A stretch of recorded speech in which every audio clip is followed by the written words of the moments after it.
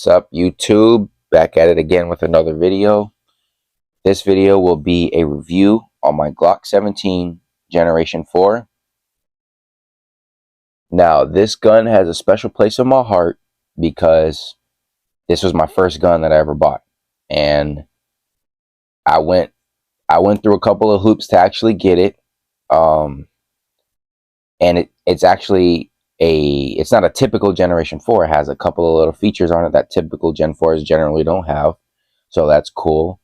The story that I got it, I did it on my intro if you want to listen to the whole entire thing. But essentially, at the time I bought this, it was a gun and ammo shortage. It's actually around the time, it was 2020. So the George Floyd riots and all that bullshit was going on. And so I decided to get a gun, and they didn't have Glocks at a lot of places, you know, and they didn't have this one. I wanted a Gen 4 specifically, so I called around and stuff, and people were like, oh, we don't have any Glocks, which is weird to hear nowadays. But anyway, I got this shop had one in stock, and I picked it up, and it turned out to be special. I didn't know that at the time, though, because I didn't really know much about guns at all at the time. So, but yeah, so, and we'll get into that later about how it being special. But even though this is a special Glock, I'm doing this review based on Gen 4 Glocks in general, because this fills that role of a Gen 4 Glock. It, you know what I mean? It fills that role, even though it has a little bit more features that are better, but it doesn't make a big difference. You know what I mean? But anyway, first, before we continue, let's clear the gun. So drop the mag and slide back. Look at the chamber; it's empty, so we're good to go. So this gun is just a really simple but yet effective firearm. If you want a gun for protection purposes and you're not worried about flashiness, you're not worried about, you know, scratching the gun up and, you know, anything like that, it's good to go with one of these. Now, specifically the Glock 17 was the first model that Glock came out, one of their first model pistols that they came out with. This was the start of it. Now, not this gun in particular, because this is a Gen 4, but this model. It is a polymer framed striker fire pistol. It is full size. So this is their like larger end of pistols. They have some that are smaller and stuff like that. I'll give you a comparison real quick on my Glock 19. So this is my Glock 19 right here next to it. So you can see the size difference right there. This is the compact model, and this is the full size, and they're both 9mm double stacks. So that just shows you the size difference. So the mag capacity is double stack, like I said. So it's 17 rounds of 9mm. So that's cool. And then you got extended controls on it, right? You got extended mag release button. You got extended slide stop lever. Now that came with this gun specifically. I don't think typical Gen 4s come with that. At least I haven't seen any that do. But they could though. So if I'm wrong, just let me know. But yeah, so I'm gonna go over some of the features that don't come on a typical Gen 4. Okay, so one, front serrations. Now I believe Gen 5s are starting to put these on their guns. I'm not 100% sure, but I'm pretty sure they are. But Gen 4s typically don't come with these, at least from what I see. So if you wonder why would you want serrations up there, these back here should do just fine. Well, they do just fine. But these just give you a little bit more grip when you want to, let's say, press check, right? Like, you know, check if there's a round in the chamber, right? You press check like this, and you can check if there's a round in the chamber. You could press check. You could always press check, like, you know, from the back. There's nothing wrong with that. Or you could rack the slide from up here. Like if you have a red dot or whatever, and you just want to, you could chamber around that way. So yeah, and then the next feature that is on this, and if you are a gun person, you might have recognized it. That is not typical with Glocks in general. So these sights are special. Now, if you're asking how, well, typical Gen 4, or not even just Gen 4, Glock sights in general are polymer. That's the typical material they're made out of. I'll show you an example of that with my 19 really quick. So you can see that. polymer. Now, polymer is just like a strong plastic, but you can tell it's plastic. You know what I mean? And that's one feature that most people don't like about Glocks is their sights. And I agree they could do better. Now, I think the sights work just fine, but if you're running them hard, you could possibly break them. So that's one of the downsides to them. But these sights are metal, and it's funny. I'll give you a little quick story time on how I figured that out. And I didn't look this up to figure it. I looked it up to confirm it, but I figured it out on my own. So I was looking at this gun, right? And you get your gun. Sometimes you just want to look at them and just inspect them and stuff, right? And I looked at the sights, and I'm sitting here like, that doesn't look like polymer to me. So I started feeling it, and I'm like, that doesn't feel like polymer to me at all. And I was testing the material against this because this is polymer, and then I'm like, okay, this doesn't feel like that. Well, I'm like, all right, unless I'm tripping, I just decided to look it up, and it turns out this is a special Glock. Now, from what I've seen, this was I think they called it the Summer Special Glock 17. They have Glock 19 Summer Special too, I think, but they're Gen 4s, and they have the extended slide stop lever, and they have steel sights, and they have front serration. So this is a special Glock, and I didn't even realize that at the time, which is hilarious. But I'm actually glad I got it. Excuse me, excuse me. But anyway, this gun will do you just fine if you're looking for a home defense gun that you can rely on, that you will know works 100%. Just get you one of these. Now you can still conceal carry that. I've done it before because they're still lightweight guns, but it's a larger gun. It's not the best for concealed carry. If you're like brand new to concealed carry, I wouldn't do it. You might have a hard time. It might annoy you, but I've tried it and it works for me. But I conceal carry a Glock 19, so it's better for me that way. But the capacity is good on this thing. The simplicity. There's no external safeties. Now, some people, especially brand new shooters, might think, oh my gosh, no external safeties. Whoa, I might shoot myself or whatever. I will tell you right now, I've shown multiple people how to shoot guns on this gun. And this is usually I've shown multiple different guns, but this one's usually their favorite. And nobody has problems with Glocks. Because you know why? Well, at least the way I do it is I teach them safety. That's always number one, is safety. So if you teach somebody safety, regardless if they have a safety or not, they'll be safe. If they are unsafe, regardless or not, if they have a safety, or if let's say they do have a safety, they will not be safe. So regardless, they will be what you teach them or what they know. The safety doesn't act as like a thing to stop somebody from being stupid. It doesn't, and honestly, in my opinion, I think safety, I'm not a big fan of them. I'll probably make a video on that, but I'm not a big fan of safety. So, and people have never had issues with this. I've showed people that are brand new to shooting how to shoot with a Glock, and most of them like Glocks because they're very simple and there's nothing extra going on. You know what I mean? So that's my opinion on that. But anyway, this gun, when I bought it, came with 3 mags, which is awesome. It got 1 in the gun and 2 in the box. It came with like a lock and some paperwork and stuff, and I think cleaning rod. So it comes with a good amount of stuff. This gun cost me about, I want to say around $650 with everything included, the tax and whatever they add to it. And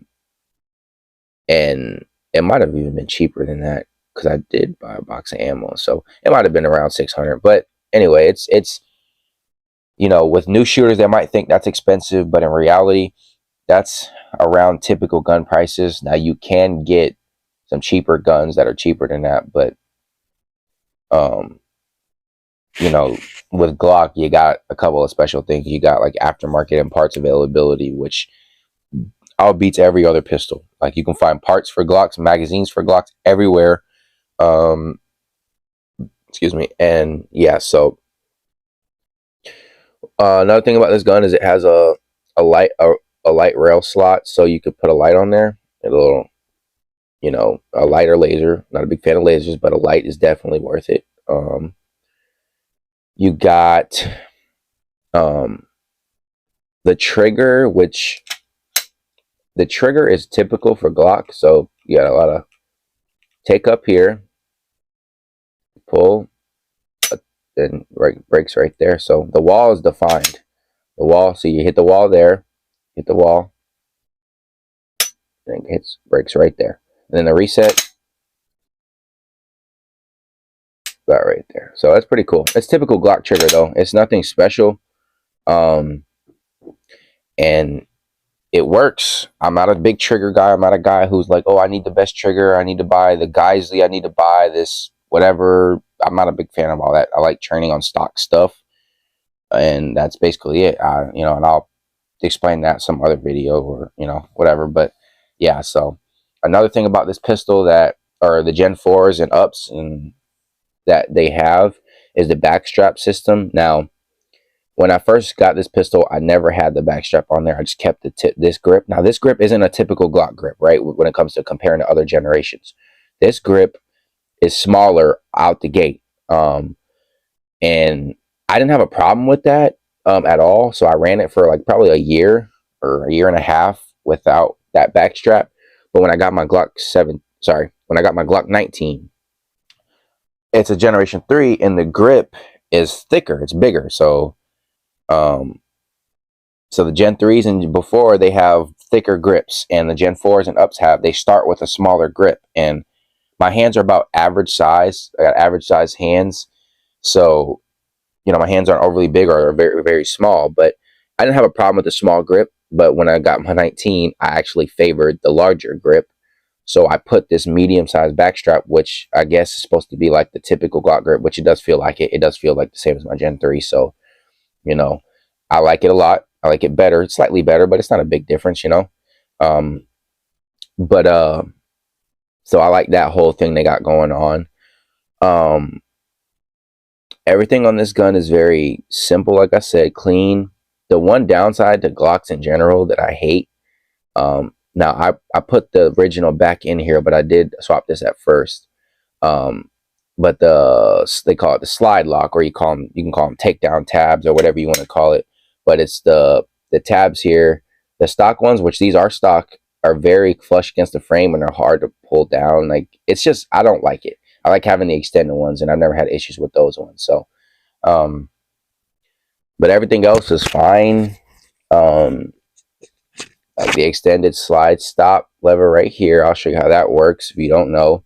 Empty mag. So when on a semi-auto pistol, when you shoot the last round, most of them have this feature where you have a slide stop of some kind, and it locks the slide to the rear. So let's say I shot the last round, it stops it like that, you know. And yep, so that's how that works. Or you can do it manually. That's what that's for. You can manually do this. Now, some people will do this. I don't do this because I'm a lefty, and I go over the top when I have to chamber another round when I'm at slide lock. But some people will do this. You know, they'll thumb it down, which is fine. I don't do that though. So this will help with that though if you do that. So anyway, this gun's been very good to me. It works every time. The only recorded malfunction I've had, and it's not the gun's fault, so I don't really count it towards the gun, but I like to bring it up for, you know, transparency, to be transparent, was a light primer strike on range ammunition, but it was obviously the round because I did it again, and it finally went off. So, and I've never had a light primer strike ever on this gun ever again, so it's obviously not the firearm. You're gonna get that with some ammo. Like every dud, you'll get a dud amp round or whatever, you know, that's just gonna happen. But as far as the gun goes, no malfunctions at all. Like I said, the controllability is awesome on this thing because it's full size. So you get a full grip on it, right? Full grip, all fingers on it, and it's just comfortable to shoot. And this is just a phenomenal gun. If you are thinking about buying this gun for home defense or you know, whatever, if you're in like a duty situation where you have it for like your job, this is phenomenal.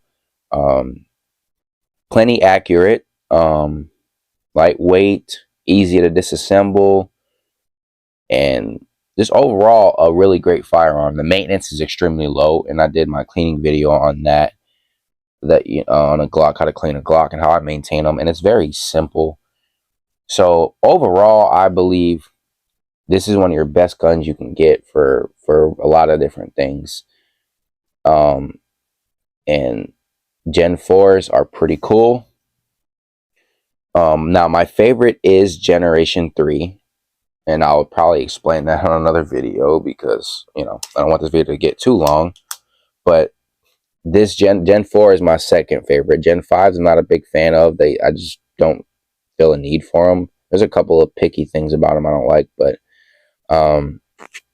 yeah, so yeah, this Glock 17 is awesome. If you're thinking about getting one, I would. Now, I can tell you this, right? If you want a Gen 4 for the features, I understand it 100%. But the Gen 3s work fine too, and they're cheaper. But another good thing about these that I forgot to mention real quick is the grip texture, right? The grip texture it's a lot rougher than like something like a Gen 3. So I'll show you a Gen 3 really quick. Like again on my 19. This is more slick, even though it don't look like it. It might look like sandpaper kind of, but it's not. It's slicker. This is rougher. Now this has its advantages. This has its advantages as far as when you carry it, it's not as bad against your skin if you got it against your, you know, your skin. And this is a little bit rougher, but this also helps keep the gun in your hand better, you know. So they have their advantages and disadvantages. But yeah, so yeah, but I think that's pretty much it on this review. Recap: great firearm. I would recommend it for home defense, no questions. These things run around 600, maybe less now. But typically you're gonna find them around like 6 something. Now granted, I will tell you this: I wouldn't pay more than like 7 for something like this. That the 700 is probably the max, and that's if you really, you know, it's really what you want. But other than that, I would pay around 6 for this. And I recommend it. You know, wholeheartedly, I recommend it. It's been a great gun for me for the 2 years I've had it. And yeah, so that concludes this review. Like the video and like the video if you like the video, and only if you like the video. Subscribe if you enjoy my content, and only if you enjoy my content. And share. That'd be awesome if you could share it too. But yeah, I'll see you guys in the next one. Peace.